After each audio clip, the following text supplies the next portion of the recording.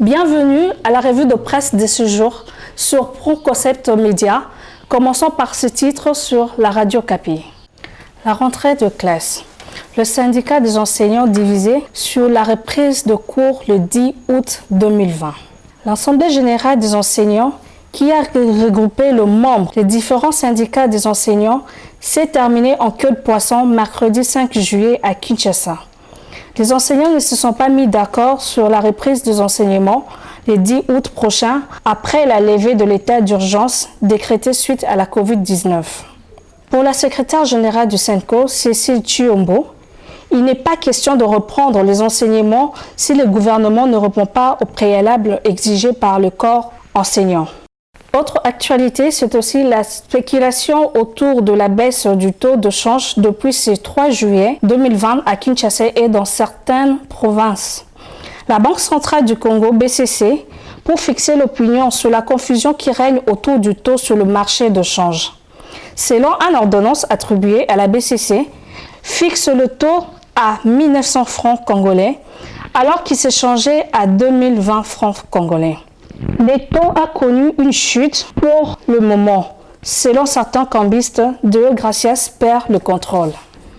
Autres informations, la prestation de serment de haut magistrat intervenue ce mardi 4 août 2020 selon la radio Okapi.net. Il s'agit de 64 magistrats nommés par l'ordonnance présidentielle le 17 juillet 2020 qui ont prêté serment devant le président de la République. Ils ont été nommés par la Cour de cassation, au Conseil d'État, à la Haute Cour militaire et au parquet généraux.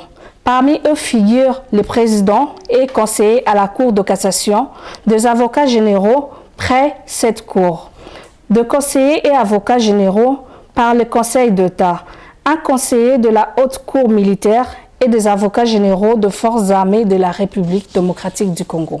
RDC-USA, la coopération militaire renforcée. Selon les quotidiens L'Avenir, dans un communiqué adressé ce 3 août 2020 au président de la République, Félix-Antoine Tshisekedi, M. James Vechery, lieutenant général des forces aériennes des États-Unis, affirme que l'armée américaine s'est engagée à renforcer ses relations avec les forces armées de la République démocratique du Congo dans le cadre du partenariat privilégié pour la paix et la prospérité. Nous avons été heureux d'observer les actions décisives de notre administration et des FARDC en faveur de la professionnalisation des forces armées, indique M. James Vechery. C'est tout pour aujourd'hui. Merci de nous avoir suivis. Restez branchés sur votre chaîne ProConcept Média. À la prochaine.